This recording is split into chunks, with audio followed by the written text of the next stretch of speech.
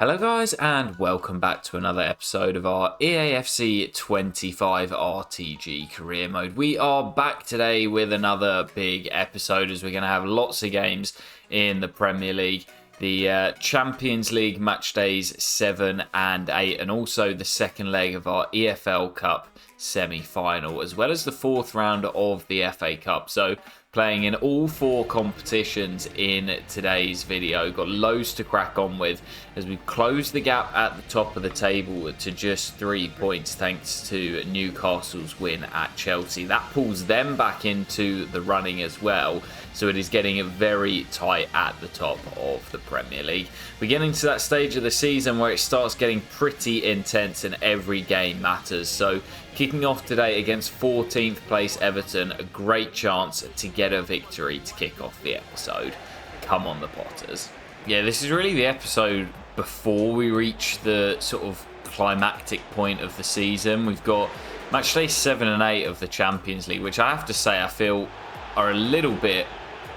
Can I have the free kick, ref? Are a little bit redundant. I don't know why they extended it from 6 to 7. 6 to 8 with 2 games in January. But we've got big games in the Premier League as we've entered the second half of the season. And also the FA Cup fourth round alongside our League Cup Semi Final. So lots of big games to come today as Oskarsson got hold of that. I think the keeper had it covered, but... got to make sure we get off to a winning start here. Oh no, Delap. Oh, he's done so well. I thought I could get there on the slide with Bash. And Liam Delap, who was so good for us in the Ipswich challenge that we did recently on the channel. Here at Everton in this save, and as Bash comes across, I actually just slid past the ball. And he drills it into the top corner. With Everton sat in 14th, if we fail to win here, this is a complete disaster. Oh, Delap's in again. Oh, my goodness.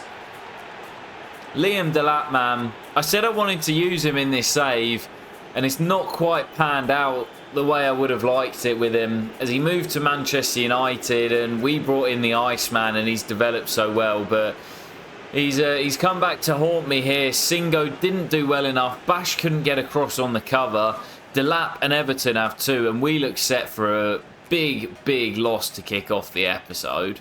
It's only 2 goals. And if we can find the next one, it will bring us back into this. As Oskarsson gets there before Loic Barde. Good strength by the Iceman. And Bay into Gravenberg to strike one. And it's off the top of the crossbar. And that would have been our goal and our route back into it. Diamande to Elanga. Through the gap for Oskarsson. Bosch. Back in the game. Denied by the woodwork just before we went into half-time. But you give Oskarsson that sort of time and space and he will punish you. Game on. Oh, no. No. Bilal, bail me out. Oh, man, that is so unlucky. Well, it's all over here at the Britannia, and I think that is just our second or third defeat all season long in the Premier League. Liam Delap did all the damage in the first half, and Conor Gallagher secured the victory for Everton in the second. Really disappointing performance and result to kick off the episode. We will just jump into our next one. Match day 7 of the Champions League phase. We are currently in the top 8, which would see us, of course, miss the playoff round. And that is the objective. But our last 2 games are both pretty tough as we take on Atletico Madrid and Lille both at home. But got to put in a better performance than we just did there against Everton. That was so poor. Come on, the Potters. And he like, oh no, Rare. And he sent him off. Am I missing something here? Well, myself and Simeone having some afters on the sidelines, but I want to take a look at this because I genuinely don't think it was A, a foul, and B, a red card, unless I've completely got it wrong. I mean, you'd like to think that he definitely didn't win the ball because it's a simulation game. Okay, Does he not get a little toe on the ball? Am I going absolutely mad? Defender definitely gets one. The ball goes through his foot. It literally goes through his foot. The ball is his foot. How is that a red card? Yes, he then catches the defender, but he's not high. It's not over the top. That is one of the worst decisions I think I've ever seen in FC 25. Down to 10 men now against this experienced Atletico Madrid team. I mean, I can only see one winner. Well, we've survived the first half, and there's not really been too much pressure on our goal. We've defended really well. We've been locked in, and we're getting very little service up to the Iceman, but it's kind of what you'd expect in a game like this where we're down to 10 men. As that'll fall for Haraldson. Long way out. Oh, it's off the woodwork. As Oblak couldn't get there. And we can't get anyone near to Oskarsson, so we just need to try our luck from range. That's what Haraldson does, and it crashes off the crossbar. Second time we've hit the woodwork in today's episode, as now Somerville is sent away. And Somerville pegged back to Sorloth, denied by Bilal. Corner. Aarons goes up. Clements might get away. Brilliant from Clements. Clements to Clements. And Fink to Wallner. And Kaufman. And Haraldson. Oh, what a save, Jan Oblak. And no wonder they celebrate it. As the 10 men of Stoke so nearly won it on the break. That was a beautiful build-up. But what a save. As that swung into McTominay and his shot is blocked. And that is going to do it. Well, for a 0-0, it ended up being a bit of a cracker towards the end. Both sides had chances to win it. Sorloth had an effort towards the end, turned away by Bilal. And then on the break, we so nearly won it.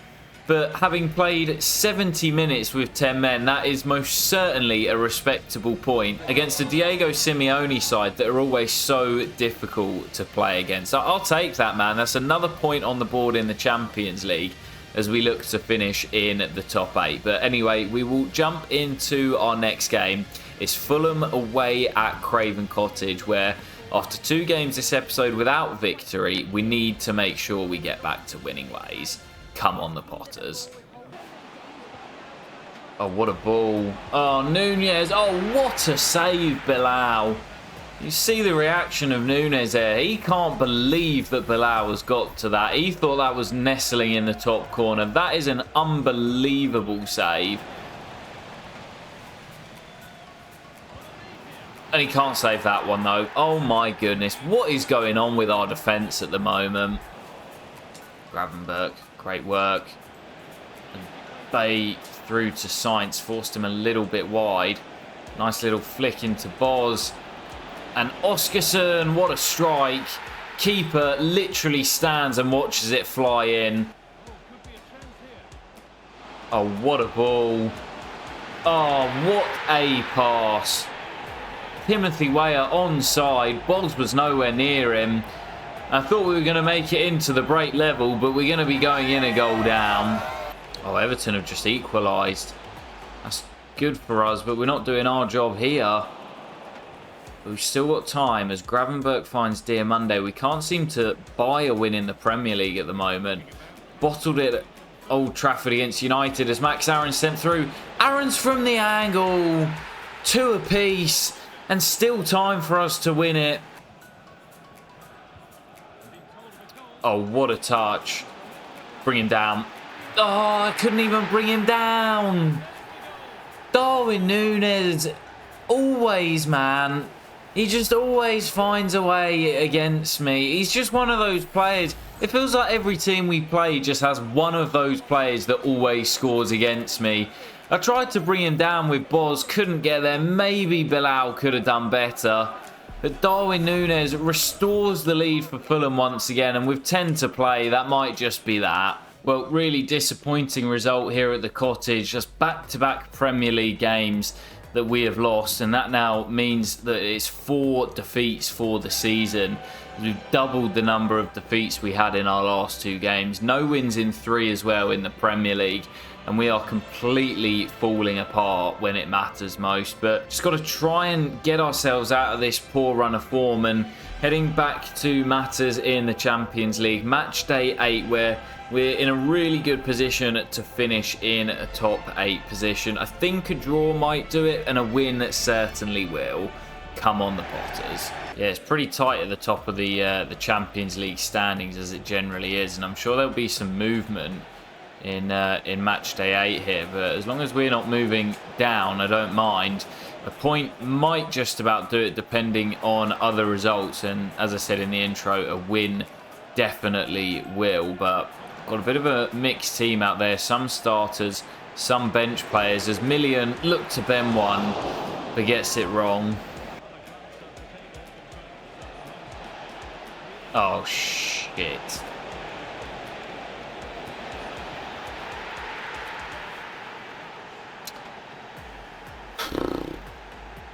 I don't really know what to say about that. Because that's into McTominay.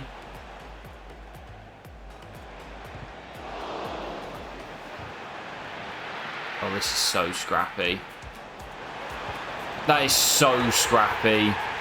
But I'll take it. Million equalises. And that's a big goal for Stoke. Come on, man. Oh, no. Angel Gomez. Oh, it's brilliant. Just as we get back on level terms, there's been a title update recently, and I swear to God, man, my defence has just been so bad since that update. I just cannot defend anymore. I might as well just go for more goals, because we cannot keep clean sheets. Million. Oscarson. Bay. Let's just go for more goals. It's 2-2. As we head into the break. Just score more goals. If you can't defend, just keep scoring. Corner for Lille. Game's gone a little bit quiet. Oh, it's not anymore. Can you blame Bilal? I'm not sure. It's Denzel Dumfries, who did it for Inter in the Champions League against Barcelona, recently. Up from the corner, gets up above his man. Bilal doesn't look happy, either with his defence or himself. Lille take the lead, and that might be us heading into the playoffs. Is there time for one last chance? Gravenberch. Still Gravenberch. Lewis Skelly. Peg back for Bay. Bay, oh, it's deflected wide. That's going to do it. Oh my goodness, man. Crazy game here at the Britannia, but we're just in such a poor run of form at the moment.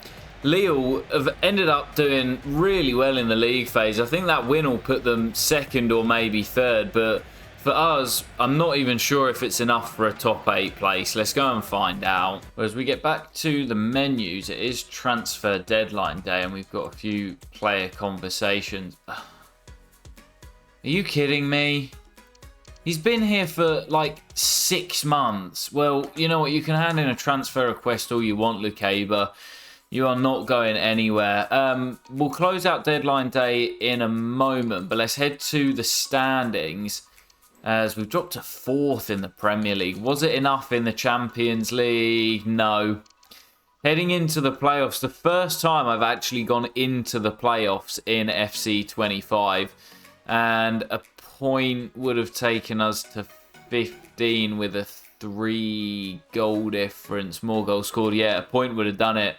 A point would have done it on goals scored. We would have finished above Monaco in 8th. I can't believe that, man. Lille in 2nd, though. What a Champions League phase for them. But we will be heading into the playoffs. Well, we'll close out transfer deadline day very quickly. I said there'd be no movement, and there isn't. Fernandez joins Liverpool from Fiorentina for 80.9 million. Bremer's left Manchester United to head back to Italy to join up with Atalanta. And Rodrigo Mora, such a good young talent, heading from Bayern Munich to Athletic Bilbao. What a strange transfer, just FC25 things. But as I say, no moves for us. I'm happy with the squad. I maybe could have brought someone in, but with 22 million or whatever it is we've got in the budget, it would only really be a squad player. And I'm pretty happy with the squad players that we've got. So I'm just going to wait until the summer. And yeah, we'll see what happens. But I think the draw for the playoffs should have already been made. So let's see if we can find out who it is. It's Marseille. First leg away from home in France, and then returning back to the Britannia for the second leg. But honestly, the way we're going at the moment, I don't feel confident heading into that tie. It's good to see that Chelsea also in the playoffs, as they will be preoccupied in the Premier League as well with that Champions League run. But currently 6 points behind the Blues in the Premier League with 15 games to play. We've got some making up to do, but our next fixture is a favourable one. Bottom of the table, Nottingham Forest. We beat them away from home in the FA Cup third round, and we also defeated them at the City Ground earlier on in the league campaign. So this has to be a return to winning ways here, as we need to start stringing some wins together. Come on, the Potters. Yeah, it's been such a poor run of form for Stoke City, and if we can't win here, we've got absolutely zero chance of being crowned champions come the end of the season. That's brilliantly worked. Oh, it's a terrible finish. And that just about sums us up at the moment. Really poor run of form. And it's really poor from me. Should have buried it and hit it straight at the keeper. It's just been lacking that real clinical touch recently. And going the other way defensively, we've been so poor. As that slid through to Bay. This time, can he finish? No. But he will win the spot kick. Definite foul as he's brought down. Just a yellow card. But the Iceman will have the chance from the spot. And it will be Oscarson for goal number 20. Oscarson sends the keeper the wrong way. And despite that early miss from the skipper, it's the Iceman who gets us off the mark. Yeah, I'm hoping if we can get a few goals up here, I can think about taking my starters off, because we've got the second leg of the League Cup Semi Final to come, as Elanga nearly caught the keeper out. I think that's in midweek. Obviously, we lead it by 3-2 on aggregate, but expecting that to be a really tough game at Old Trafford. So, yeah, I would like if we can get a few goals up, and that might help. Gravenberch with the strike. Terrible defending from Forest, and that's why they're down the bottom. Gift of a goal. Goal from Chelsea. Where's that? As Fulham go a goal up. Go on, Fulham, as Bay drills in the third. We're only 6 points behind the league leaders, and if Fulham do us a favour here, we can cut the gap to just 3. Oz, nice work. Ball swung into Elanga. There's Danilo and Bay. Round the corner for Clements, and it's still not cleared, and it's a spot kick. Oh my goodness. Another spot kick for Stoke. I thought that one was harsh. I thought he got a toe on the ball. He does initially. Then I think he brings down Clements. And it will be Oscarson for his second. Going to the same corner. Drills it in. And Stoke City have 4 before the break. Danilo. Oh, on target. My goodness. Well, what a performance from Stoke City. The perfect performance, you could say. 4-0.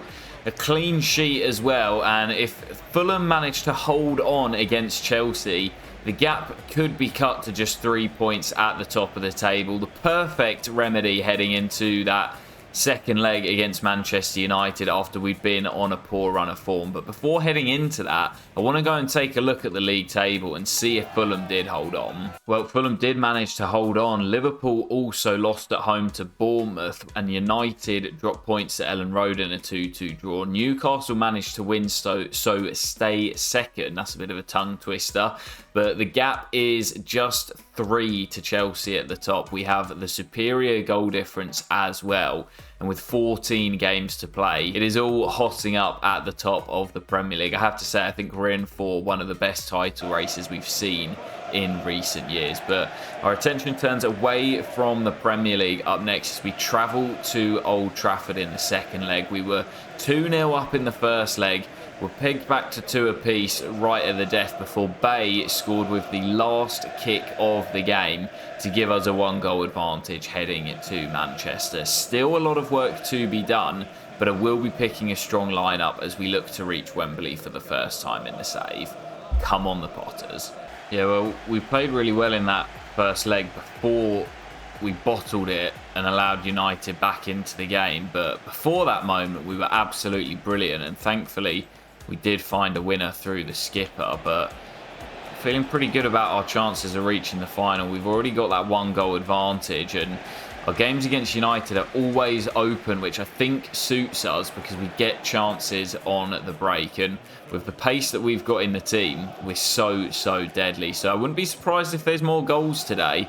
But I'm just hoping that we're on the right end of the result as Anthony slides through Garnacho, who scored the late equaliser here in the league. But it's good defending by Singo, and the Argentine was offside. Here Monday, back to Milliam. Game's not been open as I expected it would be. It's been really tight and cagey. But this is nice football. Haraldson through to the Iceman. This might seal it as he restores our 2-goal advantage from the first leg. The Iceman always has his say. And Stoke City certainly now do have 1 foot in the final. Anthony. Boz can't quite get there. Couto pegs it back to Mount. Good block. Garnacho around the corner to Karim Konate, who's literally only just come on the pitch. As soon as that Oskarsson goal went in, Amorim called him back to the bench, brought him on, and already he's had his say. 4-3, game not over yet. I mean, that is just utterly ridiculous, isn't it? He kept him on the bench. He went for Chamiti up top, who barely had a kick in that opening 45 minutes. As soon as the Oskarsson goal went in, Amorim looked to his bench and called on Karim. He instantly has an impact as Haraldson and Bay and Oskarsson restores the lead. Stoke City back in front on the night. 2-goal cushion restored, and we're not letting this slip. Lukeba into Gravenberg. There's the skip. And there's Elanga, and there's Oskarsson, and it's the hat-trick, and the flag stays down. I thought it might go up, but it doesn't. Stoke City are heading to the final now. That's going to do it. Well, there is the full-time whistle, and it was actually pretty subdued celebrations from me when that hat-trick goal went in from Oskarsson. It certainly sealed it, and I should be more excited because we are heading to Wembley for the first time. We've fallen at this hurdle twice before in the save. I think once in Season 2, and then again last year when we were defeated by Arsenal. So finally avenging our demons, reaching Wembley for the first time.